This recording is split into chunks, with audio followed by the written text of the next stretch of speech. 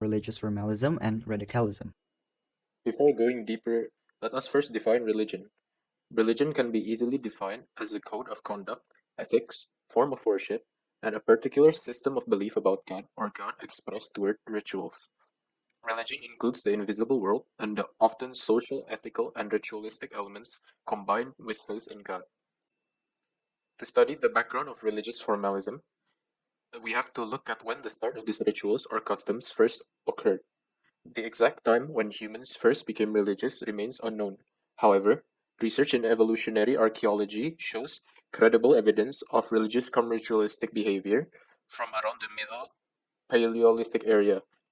You can also find that in the Bible, from the Old Testaments, there are already rituals where sacrifices are to be made, priests are being anointed, and other customs surfacing in the first few books. Moving on to a short quote from Dennis McCallum. Shifting focus away from the abstract, the spiritual, the personal, or the ethical principles in religion and toward the outward forms that embody that religion. That is his definition of religious formalism.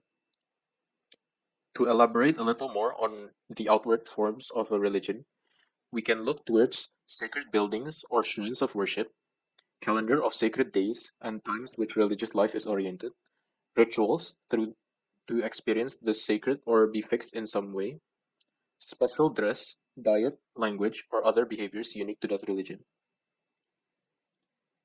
Elaborating more on religious traditions and customs, religious traditions are beliefs and sacred moral principles that are celebrated or depicted through the form of traditions. Although more and more religions are being founded every day, there's an estimate of over 4,000 religions in the world as of date. So you can imagine the even larger amount of traditions and customs that exist, since one religion can have many traditions or customs. Examples of religious traditions and customs include Easter, Ramadan, and Waisak. So, easing into the concept of religious formalism, what is religious formalism? Basically, religious formalism is when the religion is no longer focused on the relationship or connection with God, but shifting towards its practices or other customs. For example, a Christian can profess they were one, but if other people were to guess the religion, there would be no distinction from that of an atheist or any other religion.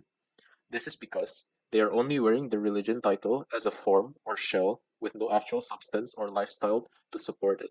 Hence, the name religious formalism.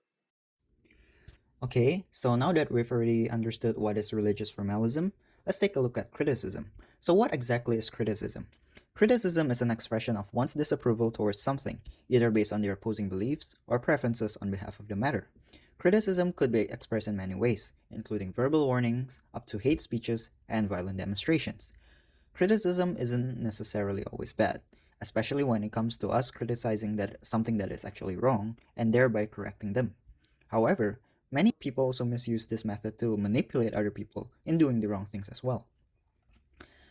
Okay, so now let's take a look at some specific examples of religious formalisms in Christians. First example is Christians coming to church weekly to worship Jesus, ask for his forgiveness for all faults and sins. However, once they left the holy place, they carried on with their normal lifestyle, committing the same sins over again and coming back to church next week to do the same.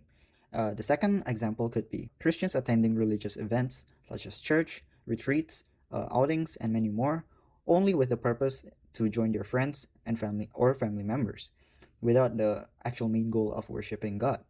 And the third reason, Christians provide offerings in church, such as donations, but they don't actually listen to the religious lectures and messages given by the priest or the church. So, what are the possible causes of these religious formalisms in Christians?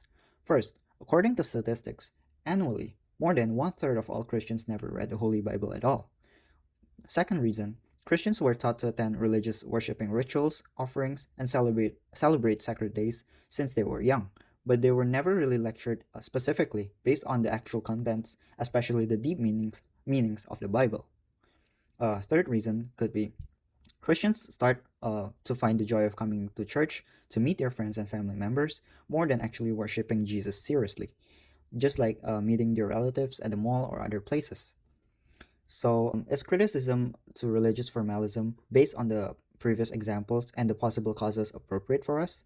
Um, so, let's begin with a quote. Formalism is found in all over the world in all religions. It is also common in historical Christianity, but is roundly condemned in the Bible, both in the New and Old Testaments. Formalism is an impersonal look which misses the point where the things of God are concerned. It diverts people's attention and affections from the important to the unimportant. As mentioned above, regardless of your religion or our religion, anyone worshipping their religions with the traits of religious formalism is never considered sincere, and thereby this needs to be criticized. This is because it will implicitly influence other worshippers to do the same as well. Eventually, when too many people follow a similar practice, it will be considered as a normal thing, when it isn't actually right in the first place. And now we talk about religious radicalism. But first we have to ask, what is it? Well, it is a process by which a person or group comes to adopt increasingly extreme religious ideals and aspirations that reject or undermine the status quo, or rejects and or undermines the contemporary ideas and expressions of freedom of choice.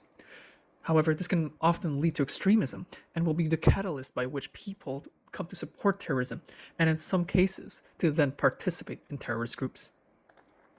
For two reasons, we use the phrase religious radicalization. For starters, the phrase has a descriptive function. In our study, people show extremist attitudes and behaviors towards people based on their religious membership. Second, the phrase relates to the source of violence's justification using religion. A very big example, or the biggest example of religious radicalism, is the terrorist group of Al Qaeda. They were the ones that were responsible for the September 11, 2001 attack on the Twin Towers by hijacking a plane and crashing it to the buildings, killing many. The NYPD has also identified four phases of the radicalization process, which is pre-radicalization, self-identification, indoctrination, and jihadization. So, what causes religious radicalism? Well, a loss of social connection can open an individual to new ideas and a new identity that may include political radicalization, isolated from friends, family, or other basic needs. Individuals may begin to associate with unlike parties to include political, religious, or cultural radicals. So, if all this being said, is criticism to religious radicalism appropriate? Well, religious radicalism scrutinizes the religious motives, and the contributors observe a growing lack of understanding of religion in secular policy bodies, as well as in the academic world. The more people that are exposed to religious radicalism, the less they understand the fundamentals of their own religion, which can lead to even more destructive actions. For this reason, we think it is appropriate to criticize those who undergo religious radicalism and need to be set back on the right track before they continue to cause any more damage.